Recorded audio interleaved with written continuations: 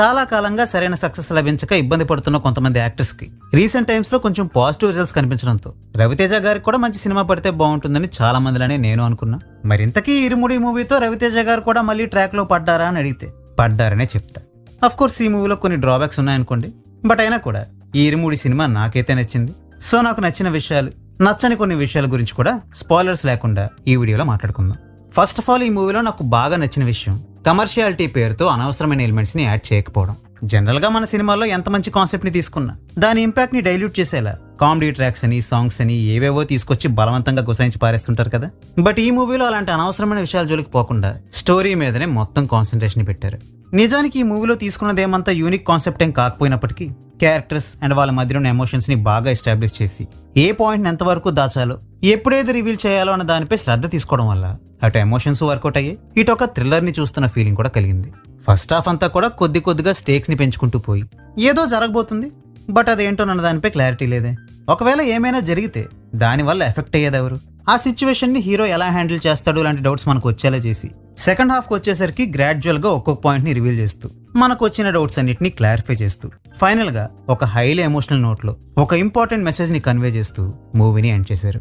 ఈ మూవీలో ఉన్న మరొక మంచి విషయం ఏంటంటే అయ్యప్పకి సంబంధించిన డివోషనల్ కంటెంట్ ఈ మూవీలో ఎక్కువగానే ఉన్నా అది ఈ మూవీలో ఒక భాగంగా ఆయా క్యారెక్టర్స్ అండ్ సిచ్యువేషన్స్ ని ఇంపాక్ట్ చేసే విధంగా ఉంది గానీ ఎక్కడ కూడా అది ఈ సినిమాకి సంబంధం లేని ఒక ఎలిమెంట్ లాగా నాకు అనిపించలేదు.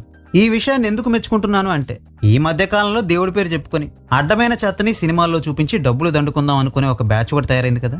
వాళ్ళు కూడా ఈ మూవీని చూసి డివోషనల్ ఎలిమెంట్ ని స్టోరీలో ఎలా ఇంటిగ్రేట్ చేయాలో నేర్చుకోవాలి. మీ సినిమాల్లో ఏ మతానికి చెందిన దేవుడికి సంబంధించిన డివోషనల్ కంటెంట్ ని ఇంక్లూడ్ చేసినా సరే అది ఆ స్టోరీలో భాగంగా ఆ స్టోరీకి ఉపయోగపడే విధంగా ఉండాలి గానీ ఏదో ర్యాండమ్ గా ఒక డివైన్ ఎలిమెంట్ ని గుసాయించేసి దాన్ని అడ్డం పెట్టుకుని క్రిటిసిజం నుంచి తప్పించుకోవాలనే దగులుబాజీ మైండ్ సెట్ తో మాత్రం మూవీస్ తీయకూడదనే విషయాన్ని తెలుసుకోవాలి. ఇక ఈ మూవీలో నాకు మేజర్ గా కనిపించిన drawbacks logical loopholes and convenient writing. ఒక ఊరుండి ఆ ఊర్లో 2 గ్రూపుల మధ్యన గొడవ జరుగుతుంటే ఆ ఊర్లోని పోలీసులు వాటిని పట్టించుకోకుండా ఏం చేస్తున్నట్టు. సరే, చిన్న గొడవల్లో తలదొరచలేదంటే ఏమో అనుకోవచ్చు, బట్ ఆ ఊర్లో మర్డర్స్ జరుగుతున్నా కూడా పోలీసులు ఇన్వాల్వ్ కాకపోవడం ఏంటి?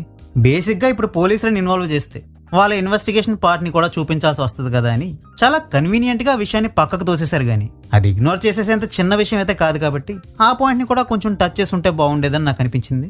ఇక ఈ మూవీలో ఒక very crucial WhatsApp message scene ఒకటి ఉంటుంది. ఆ సీన్ గురించి నేను ఎక్కువగా మాట్లాడి గానీ ఆ బిట్ మాత్రం నాకు చాలా ఇల్లాజికల్ గానే అనిపించింది.